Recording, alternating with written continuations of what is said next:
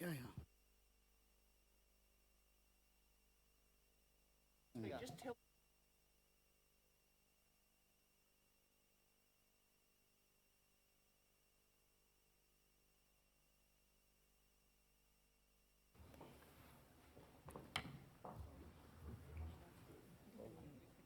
Yeah, thank you. Thank you for coming. Here we are again to discuss the climate crisis and strategize for a better world. Over 30 years of discussions and negotiations, yet we are still not making any concrete progress on finance and people-centered solutions. Rather, developed countries are pushing for the financialization of nature under RED projects, carbon market, and offsetting projects, and industrialized biomass expansion for energy production. We are here now to denounce all that. The developed countries are expecting to increase their CO2 emission rather than cutting them off. As you know, finance is the key topic for this year. The new finance goal is expected to be agreed upon here in Bonn and Baku this year. The developed countries must provide the finance that is needed for developing countries. The finance must not be a debt-creating instrument and must not include the disruptive and destructive subsidies. The investment in fossil fuel must stop. As the climate talks move on, carbon markets under Article 6 will be negotiated here and be decided in Baku, as you know, while removals will be decided in Baku. So finance and the land sector in the UNFCCC, what are the problems and what needs to change? So we have here four speakers who will deal with this question. So I will give the floor to Onel Masadul first, and then Peg will continue, Gadir and Suparna at the end. So Onel, you have the floor. Yes. Good afternoon. My name is Onel Masardule, Kuna people from Panama. In this opportunity, I speak about three issues very important for indigenous people. First point is in agriculture issues, indigenous people proposal, and now I'm planning workshop about agriculture. It's necessary include an indigenous people proposal, and also sure indigenous people participation in all workshop. Yes.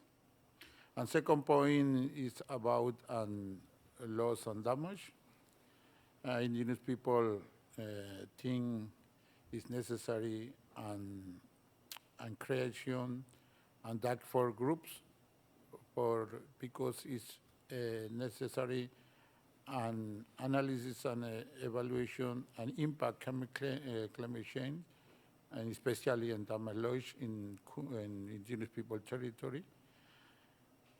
And after going specifically financial, we know the government, the party say no have budget, no have money. They think is involved to sector, private sector, and for financial.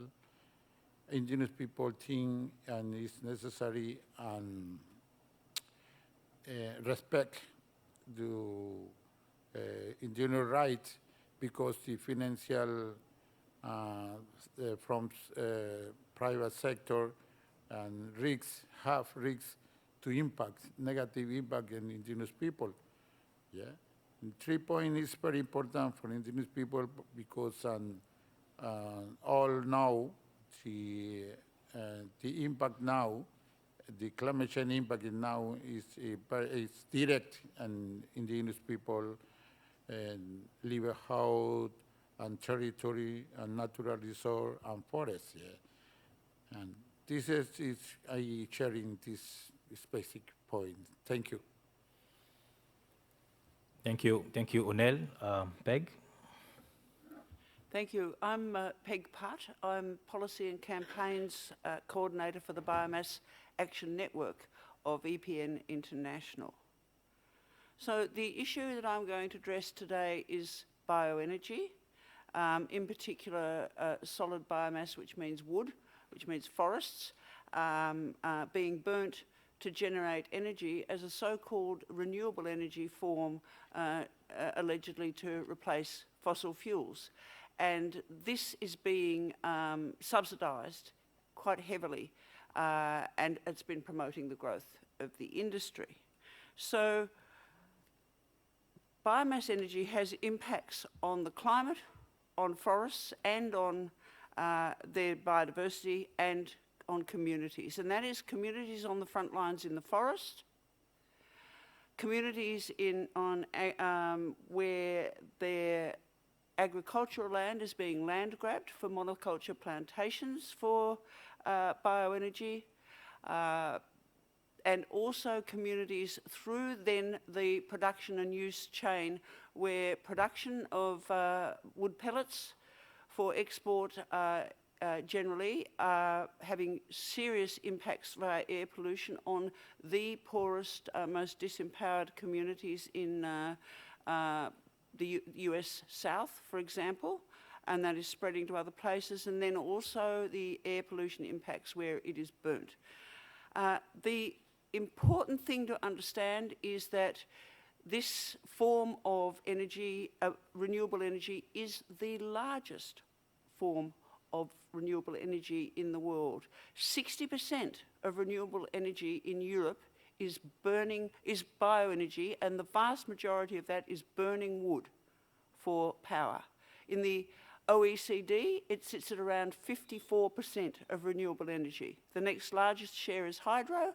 Wind and solar are still relatively small. So when we talk about increasing energy in the renewable energy target or putting it into countries' NDCs, what we're talking about is destroying the forests, converting them and other ecosystems to monoculture plantations, and destroying biodiversity and impacting communities while we actually fail to do anything to help the climate, because the other important fact is that burning wood emits just as much CO2 as burning coal per unit of energy produced, and usually more.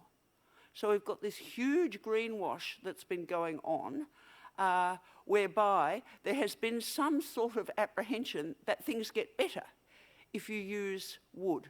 Of course we need to move away from fossil fuels, but the global renewable energy target, which countries signed on to in Dubai, and which now there is going to be more work pressing forward this week in relation to, that global renewable energy target must not include an expansion of biomass energy for power. It's just going to make things a whole lot worse in a whole lot of places and not help us out at all. The thing is that this is expanded under a heavy regime of subsidies. We've had a 250% expansion already in the last decade. It is spreading to all the forests of the world, boreal, temperate, tropical, under all jurisdictions, and increasingly coming up from the global south to be burnt in the global north. The global north do not take responsibility for burning that wood in their emissions when they report them, because it is counted as zero in the energy sector, even though it's as emissive as burning coal per unit of energy. You see fossil fuels, but you do not see biomass energy. It's meant to be somewhere in the land sector, and when it's reported, somewhere in the land sector in another country, and land sector accounts are notoriously completely messed up anyway, and you will never get a figure for emissions from bioenergy. In some jurisdictions, Japan and South Korea, it preferentially gets higher subsidies than do wind and solar. It's an outrage. So we need to do away with harmful subsidies. We need to keep it out of the global renewable energy target. We need to keep it out of countries' nationally determined contributions. And then we have to look at the coal phase down, because it's being used to be claimed to be a form of abatement to assist the coal phase out. Because what you do is you take out a bit of coal in a coal-fired generator and you chuck in forest instead, because you don't count the emissions from the forest, so it looks like you did something, but it's all an artefact of the accounting. This is something that really has to be got to grips with here, because the consequences of this ongoing dramatic expansion, which is predicted to be 3 times current levels for bioenergy in an expanded scenario with renewable energy, is simply not something we can possibly contemplate. Thank you. Thank you, Peg. We'll move on to Gadir. Thank you very much, Peg, for putting light on those big contradictions, and Onel for making the effort of bringing the voices, different voices, despite the language barriers we have here. I'm going to address something that is being under discussion in SB now, in the subsidiary body now, by initiating with a story. Back in 2018-2019, in the Amazon jungle of Ecuador, an increase in the demand for balsa wood began. Soon, indigenous communities were invaded by infrastructure built in their territories without any prior consent, and the arrival of illegal rafters and others interested in this market. Simultaneously, thousands of kilometers away, the European Green Deal is presented, which proposes, among other things, slowing and reversing climate change by promoting the energy transition. The blades of a single wind turbine already reach 80 meters in length, and the new types of these devices can have blades of up to 100 meters, which means about 150 cubic meters of wood each, that is several tons. The characteristics of balsa wood make it a perfect material for such technology. So this is only one among many examples on how the market demand, especially from the global north, once again uses the resources of indigenous peoples' territories as a way out of the problems they cause, namely climate change. An energy transition cannot advance at the expense of forests and their inhabitants, and that is why the most basic and urgent thing to do is recognize the rights of indigenous peoples and local communities and effectively implement free, prior, and informed consent. A just transition cannot replicate colonial practices of resource extraction, such as minerals and others in the past. A just transition must be decentralized, that guarantees fair access, taking access to energy as a right and not a market good in the hands of a few. A just transition must address development issues of the countries of the global south, and mainly of the most vulnerable communities and groups, following the principle of common but differentiated responsibilities. Regarding the current negotiations that are happening now here in Bonn, the central principle of the work program must be respected, which includes ensuring justice for workers, communities, and all countries, an equitable stop to fossil fuels through a responsible change towards renewable energies, but with a transformation in the impacted sectors such as forests. There must be financing and cooperation through public funds, but that do not generate more debt or become market schemes where the pollution that is produced is traded. Can discussions, for example, in the NCQG and funding for just transition be aligned in time, consistent with climate needs? Civil society calls for the establishment of an advisory body with the full participation of indigenous peoples and local communities, workers, women, LGBTIQ+ communities, and young people. The climate crisis we're experiencing today will not be solved with small adjustments to the current economic and development system. Structural changes are needed, and the Convention has clearly failed to provide for decades due to the systematic failure to meet binding responsibilities and commitments by the global north, historically responsible for the current climate crisis. For this convention, forests cease to be complex systems of life and become simple carbon sinks. so that rich countries and their companies can buy pollution permits through schemes such as REDD+. The discussion about just transition comes decades late. From the beginning, it was clear that a change in the energy matrix was needed, but the geopolitical interests and the big oil companies avoided any discussion about it. Now we're in a race against the clock because a just transition must align with that science says and the deadlines we have to stop emissions.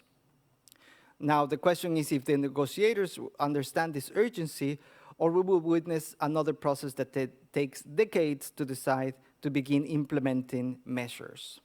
The story I just told at the beginning and all this information is capturing and echoing voices from civil society here present in the UNFCCC process, but also processes outside like the Social Pan-Amazonian Forum that will take place from June 12 to 15 in Bolivia this year. Thank you. Thank you, Gadi. Our last speaker, Suparna. Suparna will be covering some topics as well. Thank you. Thank Suparna, you, have the Kwame. floor. Yes, this year is critical for finance negotiations and to move on to have perhaps a new target on financial obligations for the global north. To address climate change, we definitely require finance. We require public finance to flow from the global north. But where should this finance flow to? What kind of climate action this public finance should promote is also very important for us. As you can see, and we all experience for the almost last 20 years, that where this public finance is predominantly going to, including the finance under obligations, but not necessarily grants, all kind of finance, including loans, equity, everything is being used. And these from the beginning are being used to promote false solutions, such as monoculture plantations, you have REDD+, and recently, as you can see, I can give an example how the German government through IKI calls upon that they will be very happy if their fund is being used to promote and develop carbon markets, and huge amount of public subsidies that is going in to generate bioenergy that Peg was talking about, leave alone the finance that also is going for planting energy plantations all around from Africa, Latin America to Asia. So we definitely do not want public finance to promote all these false solutions and have a devastating impact on the ecosystems and communities. What we want is that public finance should promote the right kind of climate actions, real climate actions, and real solutions. So last year, as we initiated from Global Forest Coalition a campaign calling for divestment of public finance from false solutions and redirect public finance to support real solutions. And real solutions which are gender just, which are rights-based. And right now within the UNFCCC Paris Agreement, we have one article, which is Article 6.8 of the Paris Agreement. And we are very clear that real solutions, real climate actions can be addressed through public finance if it is directed under the non-market approach under Article 6.8 of the Paris Agreement. And Article 6.8, very different from 6.2 and 6.4, is now under full implementation mode. It has been agreed, it has been operationalized. So when we think of public finance, we really think that public finance and any kind of target that you think of public finance has to be directed towards real climate actions and real solutions. And so this year we are also in Bonn, we are also releasing our briefer on REDD+, and this is in our website, globalforestcoalition.org. And this briefer reads, who really benefits, how REDD+ fails forest and those who protect them. And we have clearly shown that there is no correlation between REDD+ finance and what it should have achieved is reducing deforestation. And clearly the data from Brazil and Indonesia, two highest recipients of REDD+ finance, shows that their rate of deforestation has no correlation with the kind of funds that they have received. And so this is where we really need to expose the kind of false solutions that public finance is so far promoting, and call upon again to redirect public finance and public subsidies to promote real solutions, real climate actions, and not be harmful to forest, communities, and biodiversity. Thank you. Thank you. Thank you, Suparna. It is clear that we don't want false solutions to be promoted anymore, so real solutions to have communities and our forests be kept. Thank you for thank you for listening to us. Now we are going to have questions, and the priority will be given to journalists if they are here. Otherwise, everyone can then ask the question.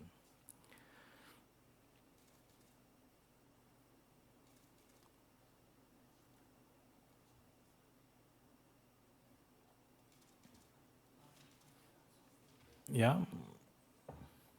So something, I'd like to add in the within the world of a just transition is that, yes, the Global Forest Coalition joined other organizations also because we work in different areas, and a just transition white paper was released, so you can take a look at it. It's called The Just Transition from Industrial Animal Production to Equitable, Humane and Sustainable Food Systems, because, well, all systems correlate.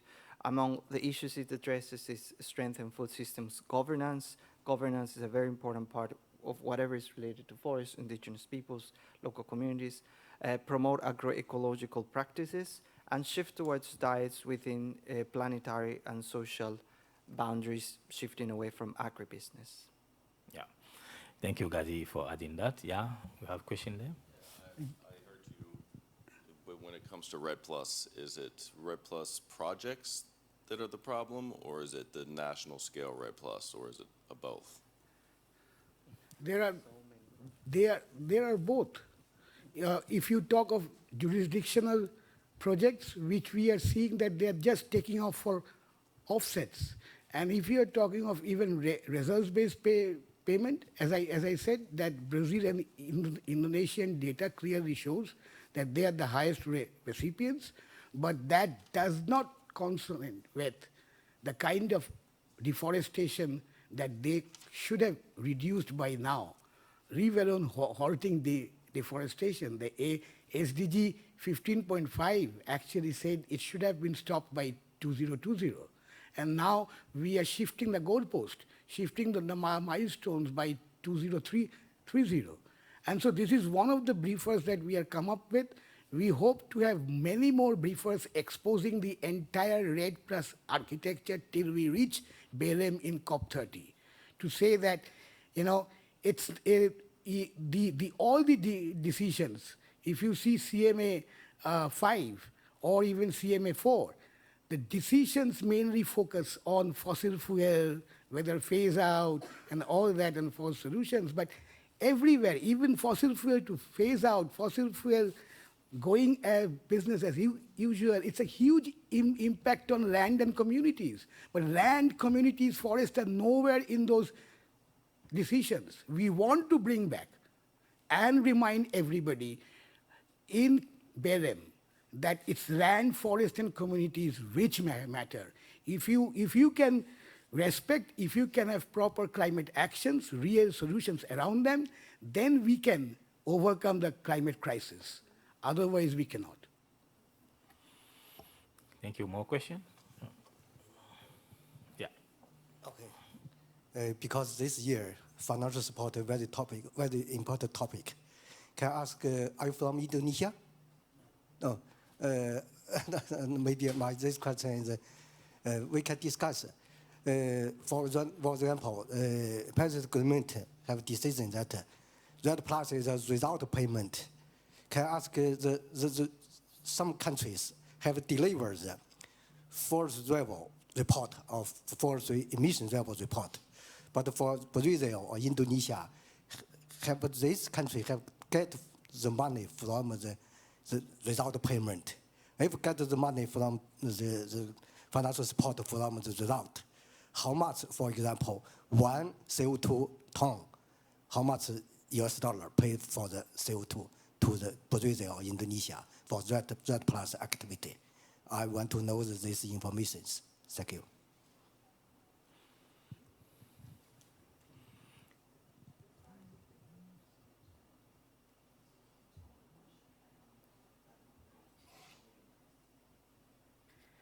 Of course, because see that's the whole problem. When we are questioning REDD Plus architecture, we are also questioning what is the basis of that payment.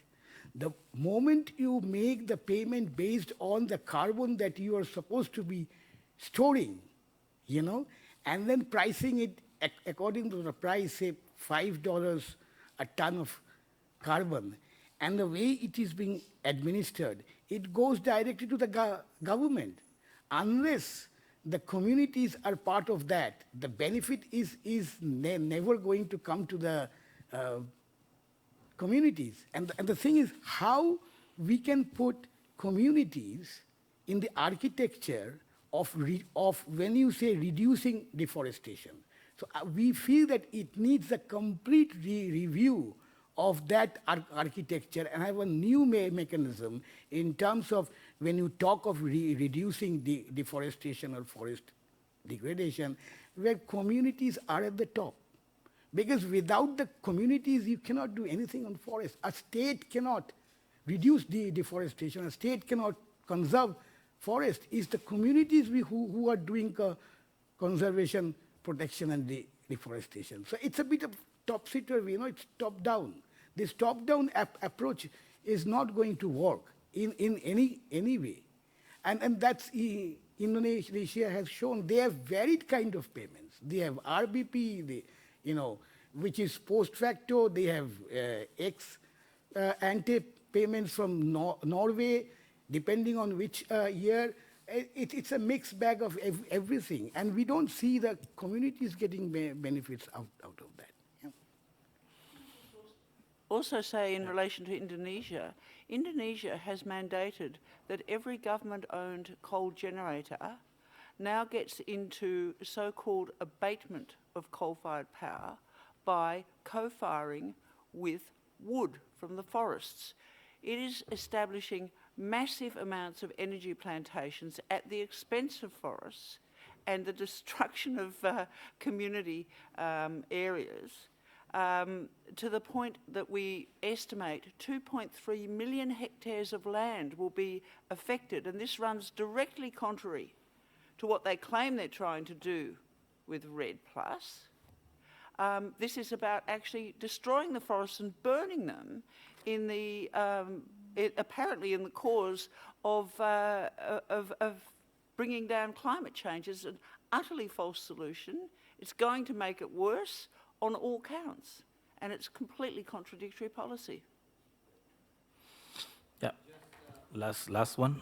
Very brief, just to add, there are opportunities though, because the Article 6.8 talks about non-carbon markets, and actually Indonesia has said that the country will probably present some NMAs, non-market approaches, soon related to agroecology, circular economy, just as many other countries are. So it's just that it doesn't have the political relevance yet. So we need people to be aware that there are opportunities outside the carbon markets that could represent a good opportunity for communities if it acquires a good political level. Thank you so much. So this was Global Forest Coalition press conference jointly organized with Biomass Action Network. Thank you very much.